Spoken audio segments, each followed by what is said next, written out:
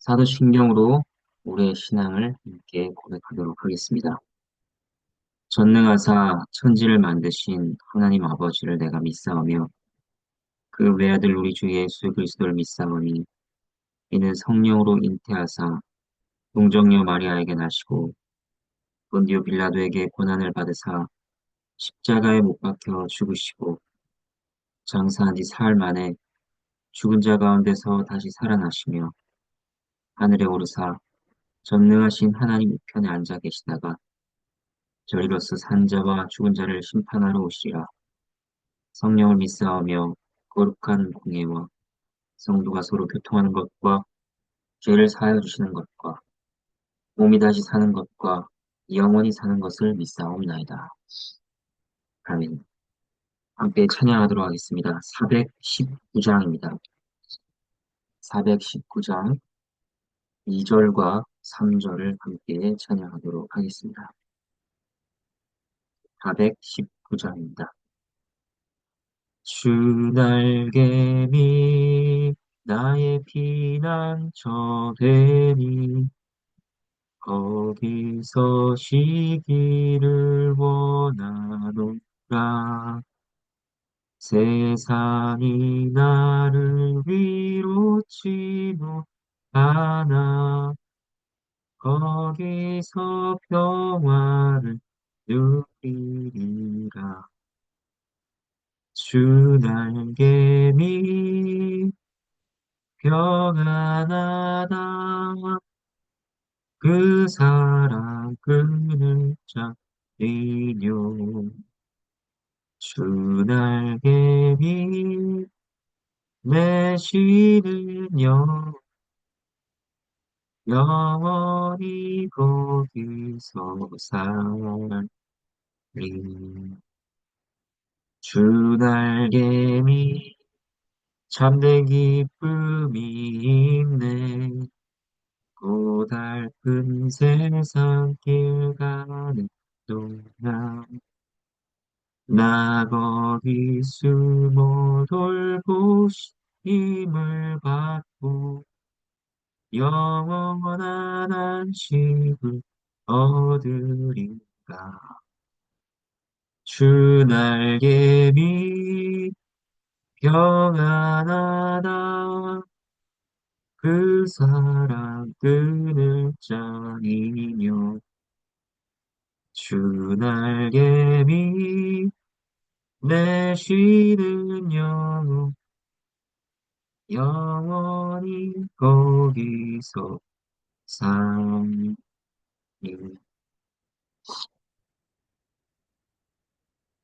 함께 하나님의 말씀을 보도록 하겠습니다. 하나님 말씀은 말라기 1장 1절에서 14절 말씀입니다. 말라기 1장 1절에서 14절 말씀. 말라기서의 시대의 배경은 포로 기환 이후입니다. 바벨론에서 돌아온 이들은 성전을 건축했습니다. 예루살렘 성곽도 재건했죠. 그리고 어느 정도 경제적, 사회적 기반도 구축했습니다. 기환한 자들의 후손들은 이제 곧 메시아의 왕국이 도래할 것이라 그렇게 기대했습니다. 하지만 기대와는 달리 그들은 계속해서 좌절과 그들의 한계를 맛봐야 했습니다. 주변 이방 민족들로부터의 위협이 여전했습니다. 이방의 약탈과 공격과 위협이 있었습니다. 불안함이 그들에게 늘 있었습니다. 게다가 가난과 기근도 있었죠. 경제적으로 번영하는 것은 불가능했습니다. 불안 가운데 그들 안에는 실망이 점점 커져갔습니다. 불신과 의심도 커져갔습니다. 하나님께서 우리를 사랑하시는 게 정말 맞을까? 과연 우리를 돌보신다고 할 수 있을까? 그런 생각들이 들어왔습니다. 그렇게 백성들은 하나님께 마음을 두지 않고 무관심해졌습니다. 온갖 죄에 빠졌습니다. 그 죄는 예배에서 드러났죠. 무가치한 제물을 드리고 모두 형식적이며 위선적인 예배가 이루어졌습니다. 이방인들과의 결혼으로도 나타났습니다. 또 11조를 온전히 드리지 않았습니다. 제사장들도 타락했습니다. 하나님께 바친 재물을 빼돌렸습니다. 좋은 재물이 있으면 자신들의 배를 먼저 채우고 하나님께는 병들고 흠 있는 재물을 바쳤습니다. 그들은 이전에 포로로 끌려오기 전에 타락했던 조상들보다 나은 것이 하나도 없었습니다. 그러한 상황에서 하나님께서는 말라기 선지자를 보내 말씀을 전하십니다. 말라기라는 이름의 뜻은 나의 사자, 하나님의 사자가, 하나님의 전령이 전하는 그 말씀을 살피도록 하겠습니다. 1절과 2절 하나님의 말씀입니다. 여호와께서 말라기를 통하여 이스라엘에게 말씀하신 경고라. 여호와께서 이르시되 내가 너희를 사랑하였노라. 그러나 너희는 이르기를 주께서 어떻게 우리를 사랑하셨나이까 하는도다. 나 여호와가 말하노라. 에서는 야곱의 형이 아니냐? 그러나 내가 야곱을 사랑하였고 하나님께서 말씀하셨으니까 2절 내가 너희를 사랑하노라. 그런데 백성들은 뭐라고 하느냐? 주께서 어떻게 우리를 사랑하셨나이까 합니다. 이건 질문이 아니었습니다. 경외하는 마음을 가지고 하나님의 사랑을 더 알기 위해 공손히 묻는 것이 아니었습니다. 따지는 것이죠. 주께서 우리를 사랑하신다고요? 과연 어떻게 사랑하셨습니까? 우리 형편이 이렇게 어려운데 사랑한다고 말할 수 있는 겁니까? 이렇게 되는 것이었습니다. 하지만 하나님께서는 참으로 하나님 백성들을 사랑하셨습니다. 하나님께서는 폭군이 아니십니다. 백성들을 사랑하시는 사랑의 마으십니다. 그런데 우리 역시 이스라엘 백성들처럼 우리 기대가 충족되지 않으면 감히 하나님께 의심하고 따집니다. 어려움이 찾아오고 고난을 겪으면 하나님께서 자신을 사랑하지 않는다고 단정 짓습니다.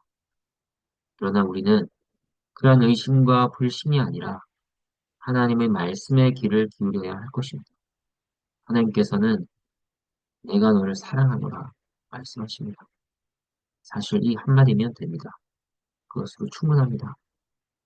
하나님께서 나를 사랑하신다는 확신이 있으면 우리는 어떤 어려움과 역경에서도 버틸 수 있습니다. 동화 속의 주인공이 사랑의 힘으로 시련과 고통 중에서도 인내하고 기다리며 그것들을 이겨내는 것처럼 신자도 마찬가지입니다. 사실 하나님의 사랑은 모든 것을 이겨내는 그 사랑의 실체입니다. 세상에서 그러한 사랑을 발견하는 것은 불가능합니다. 거기는 항상 따라오는 조건이 있고 부족함이 있습니다. 하지만 하나님의 사랑은 완전합니다. 하나님의 사랑은 강렬하며 우리를 사로잡고 붙드는 사랑입니다. 사도 바울이 고린도후서 5장 14절에서 고백한 것처럼 그리스도의 사랑은 우리를 강건하시는 사랑입니다.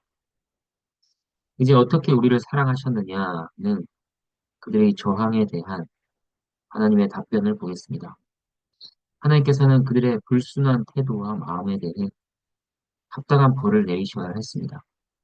하지만 그렇게 하지 않으셨습니다. 그들을 참으셨고 그들이 요구하는 바에 대해 답을 하셨습니다. 하나님께서는 얼마나 오래 참으시며 자비가 많은 분이신지 모릅니다. 하나님께서는 이렇게 답하셨습니다.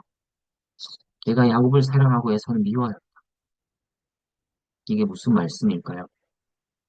이것은 야곱이 동생임에도 불구하고 그를 선택하셨다 하는 하나님의 주권을 알려주는 말씀입니다. 그리고 이 의미는 이런 것이죠.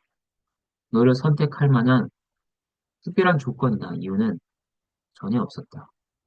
나는 그저 너희를 택했고 사랑했다.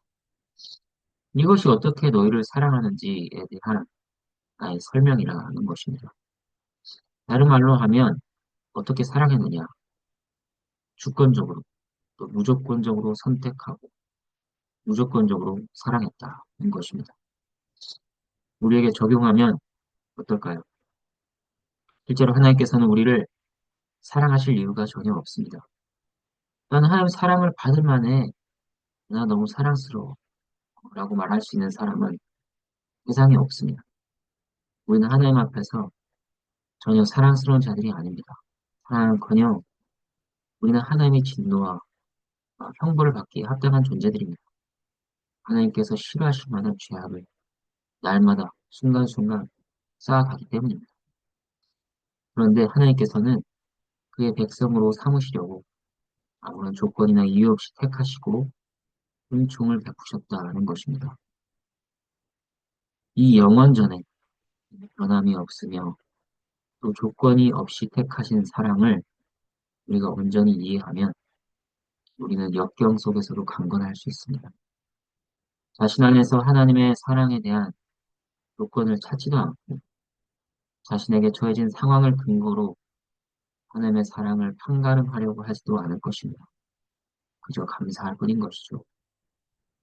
그리고 이러한 무조건적인 사랑은 세상에 단 한 명도 빠짐없이 모든 자에게 주어지는 것이 아닙니다. 특별하게 구별된 자들이 받습니다. 흑함을 받지 못한 자들의 운명은 예서를 들어 이렇게 설명하십니다. 3절과 4절, 5절 하나님의 말씀입니다. 에서는 미워하였으며 그의 산들을 황폐하게 하여 그의 산업을 광야의 이리들에게 넘겼느냐. 에돔은 말하기를 우리가 무너뜨림을 당하였으나 황폐된 곳을 다시 쌓으리라 하거니와 나 만군의 여호와는 이르노라. 그들은 쌓을지라도 나는 벌리라. 사람들이 그들을 일컬어 한 지역이라 할 것이요 여호와의 영원한 진노를 받은 백성이라 할 것이며 너희는 눈으로 보고 이르기를 여호와께서는 이스라엘 지역 밖에서도 크시다 하리라. 하나님의 택함을 받지 못한 에서는 어떻게 되었는가? 그 결말이 아주 끔찍합니다. 여호와의 진노로 모든 것을 무너뜨리시고 황폐케 하십니다. 그들이 다시 회복하려고 하지만 그 수고가 헛됩니다. 모든 것을 헐어버리십니다. 이스라엘 바깥에서 이루어지는 그들의 멸망은 하나님이 하셨다는 것 말고는 설명이 되지 않습니다. 그래서 그 역사가 놀라워서 사람들은 이스라엘 지역 밖에서도 여호와께서 크시다고 할 것입니다. 여기에서 우리가 오해하지 않아야 할 것이 하나 있습니다. 하나님께서 그들을 황폐케 하실 때 그들이 전혀 잘못이 없고 허물이 없는데도 불구하고 그렇게 하시는 것이 아니라는 점입니다. 에서와 그들의 후손인 에돔은 하나님 앞에서 교만하였습니다. 하나님 백성들을 잔인하고 난폭하게 대했습니다. 그 모든 죄에 대한 값을 하나도 빠짐없이 받게 되었다는 것이죠. 이러한 측면에서 생각할 때 우리는 이스라엘 백성이 받은 하나님의 사랑이 또 어떠한 것인지 알 수 있습니다. 그것은 용서의 사랑입니다. 주께서 어떻게 우리를 사랑하셨습니까? 에서와 같은 자들은 그들의 죄에 대해 용서를 받지 못했지만 너희를 사랑하는 나의 사랑은 참고 용서하는 사랑이었다는 것입니다. 우리가 고통으로 말미암아 또 고난으로 말미암아 하나님의 사랑이 의심될 때 우리는 어떻게 해야 될까요? 우리는 우리의 죄를 용서하신 사랑을 생각해야 할 것입니다. 우리의 죄를 용서하시는 것은 어떤 어려움도 없이 쉽게 이루어진 것이 아니었습니다. 하나님의 유일하신 독생자께서 십자가에 달려 죽으심으로 그 처절한 죽음으로 말미암아 이루신 것이죠. 우리는 하나님께서 우리를 사랑하시되 용서하시며 사랑하신다는 것을 기억해야 할 것입니다. 이제 6절부터 마지막 14절까지입니다. 내 이름을 멸시한 제사장들아 나 만군의 여호와가 너희에게 이르기를 아들은 그 아버지를 종은 그 주인을 공경하나니 내가 아버지를 짓는데 나를 공경함이 어디 있느냐 내가 주인을 짓는데 나를 두려워함이 어디 있느냐 하나 너희는 이르기를 우리가 어떻게 주의 이름을 멸시하였나이까 하는도다. 너희가 더러운 떡을 나의 제단에 드리고도 말하기를 우리가 어떻게 주를 더럽게 하였나이까 하는도다. 이는 너희가 여호와의 식탁은 경멸이 여길 것이라 말하기 때문이라. 만군의 여호와가 이르노라. 너희가 눈먼 희생 제물을 바치는 것이 어찌 악하지 아니하며 저는 것 없는 것을 드리는 것이 어찌 악하지 아니하냐. 이제 그것을 너희 총독에게 드려보라. 그가 너를 기뻐하겠으며 너를 받아주겠느냐. 만군의 여호와가 이르노라. 너희는 나 하나님께 은혜를 구하면서 우리를 불쌍히 여기소서 하였거라. 너희가 이같이 행하였으니 내가 너희 중 하나인들 받겠느냐. 만군의 여호와가 이르노라. 너희가 내 제단 위에 헛되이 불사르지 못하게 하기 위하여 너희 중에 성전 문을 닫을 자가 있었으면 좋겠도다. 내가 너희를 기뻐하지 아니하며 너희가 손으로 드리는 것을 받지도 아니하리라. 만군의 여호와가 이르노라. 해 뜨는 곳에서부터 해 지는 곳까지의 이방 민족 중에서 내 이름이 크게 될 것이라. 각처에서 내 이름을 위하여 분향하며 깨끗한 제물을 드리리니 이는 내 이름이 이방 민족 중에서 크게 될 것임이니라. 그러나 너희는 말하기를 여호와의 식탁은 더러워졌고 그 위에 있는 과일 곧 먹을 것은 경멸이 여길 것이라 하여 내 이름을 더럽히는도다. 만군의 여호와가 이르노라. 너희가 또 말하기를 이 일이 얼마나 번거로운고 하며 웃음 치고 훔친 물건과 저는 것 병든 것을 가져왔느니 너희가 이같이 봉헌물을 가져오니 내가 그것을 너희 손에서 받겠느니 이는 여호와의 말입니다. 짐승떼 가운데 수컷이 있거든 그 선한 일에 흠 있는 것으로 속여 내게 드리는 자는 저주를 받으리니 나는 큰 임금이요 내 이름은 이방 민족 중에서 두려워하는 것이 됨이니라. 만군의 여호와의 말이니라. 하나님의 말씀입니다. 하나님께 감사합니다. 하나님께서는 우리에게 이렇게 말씀하십니다. 내가 너의 아버지라. 내가 너의 주인이라. 우리는 하나님을 아버지로 부르고 주님이라 부를 뿐 아니라 그렇게 살아야 합니다. 삶의 구석구석에 그 고백을 녹여내야 합니다. 당시 제사장들은 그렇게 하지 않았습니다. 백성들 중에서 가장 깨어서 하나님을 섬겨야 할 자들이 부패한 제물로 제단을 더럽혔습니다. 그런데도 하나님 앞에서 뻔뻔하게 그를 멸시한 적이 없다고 생각했습니다. 이 정도면 충분하지, 괜찮지 생각했습니다. 제사장들이 그러했다면 다른 백성들은 말할 것도 없을 것입니다. 그들은 겉으로 보기에도 아주 상한 것들을 가져왔습니다. 그래서 하나님께서는 그들의 간구도 듣지 않을 것이요. 성전문을 닫아 걸고 싶을 정도로 그러한 것들을 혐오하신다는 것을 나타내셨습니다. 아주 강한 표현들을 통해 그들의 썩고 불쾌한 양심을 건드리시는 것입니다. 우리는 어떨까요? 우리는 스스로 자신할 수 있을까요? 이 말씀은 우리의 몸을 하나님께서 기뻐하시는 거룩한 산 제물로 드려야 함에도 부족한 우리의 모습을 드러내십니다. 또 그것이 전혀 문제가 되지 않는다고 여기는 우리의 잠든 양심이 찌르시는 말씀입니다. 하나님을 공경하며 두려워하는 마음을 우리 안에 불어넣으시기를 간절히 소망합니다. 그리고 이 말씀 가운데는 구속의 역사에서 이루실 특별한 일에 대한 예고가 들어있습니다. 11절 말씀 다시 한번 보도록 하겠습니다. 만군의 여호와가 이르노라. 해 뜨는 곳에서부터 해 지는 곳까지의 이방 민족 중에서 내 이름이 크게 될 것이라.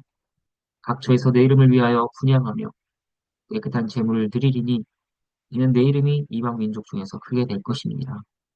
이것은 그들이 아무리 가증하게 제사를 드려도 그들로 인해 여호와 이름이 훼손되거나 그 영광이 훼손되거나 하는 것이 아니라 도리어 더 높임을 받게 될 것이라 알리시는 것입니다. 어떻게 그 일이 이루어지느냐? 장차 새로운 하나의 백성을 열방 가운데서 일으키시고 온전한 예배가 드려질 것을 말씀하시는 것이죠. 그렇게 구속사적으로 새로운 시대와 새로운 역사가 도래할 것이 예언되고 있습니다. 그리고 우리는 바로 그리스도로 말미암아 성취된 이 약속에 포함된 자들로서 하나님을 예배하는 시대에 살고 있습니다. 이 또한 하나님의 무조건적인 선택과 하나님의 용서를 바탕으로 한 사랑으로 이끌어내신 일입니다. 말라기 1장의 말씀으로 하나님께서 우리 안에서 감사와 회개를 끌어올리시기를 바랍니다. 주여 주님께 내 마음을 즉각적으로 그리고 진심으로 드립니다. 그렇게 고백하는 우리 모두가 되기를 바랍니다. 함께 기도하겠습니다. 하나님 아버지 감사합니다. 하나님의 사랑은 그 모든 조건들을 넘어서서 무조건적으로 베풀어지는 것이요. 주권적으로 베풀어지는 사랑인 것을 저희가 확인합니다. 저희에게는 하나님께서 택하시고 사랑하실 만한 이유가 전혀 없습니다. 그러한 자들을 불쌍히 여기셔서 또 죄가 가득한 자들을 긍휼히 여기셔서 하나님께서는 택하시고 용서하시며 사랑하십니다. 그 은혜가 얼마나 큰지를 저희가 더 깊이 알아가게 해 주시옵소서. 그래서 저희의 몸과 마음을 저희의 전부를 하나님께 제물로 드리는 그러한 일들이 있도록 하나님께서 저희를 변화시키시고 그렇게 이끌어가 주시옵소서. 오늘 하루 가운데에도 주께서 사랑하시는 나그네 교회 교우들 가운데 위로를 더하시고 지혜와 힘을 더하여 주시옵소서. 감사드리며 예수 그리스도 이름으로 기도합니다. 아멘. 주님께서 가르쳐 기도를 함께 기도하겠습니다. 하늘에 계신 우리 아버지여, 이름이 거룩히 여김을 받으시오며 나라가 임하시오며 뜻이 하늘에서 이루어진 것 같이 땅에서도 이루어지다. 오늘 우리에게 일용할 양식을 주시옵고 우리가 우리에게 죄 지은 자를 사하여 준 것 같이 우리 죄를 사하여 주시옵고 우리를 시험에 들게 하지 마시옵고 다만 악에서 구하시옵소서. 나라와 권세와 영광은 아버지께 영원히 있사옵나이다. 아멘.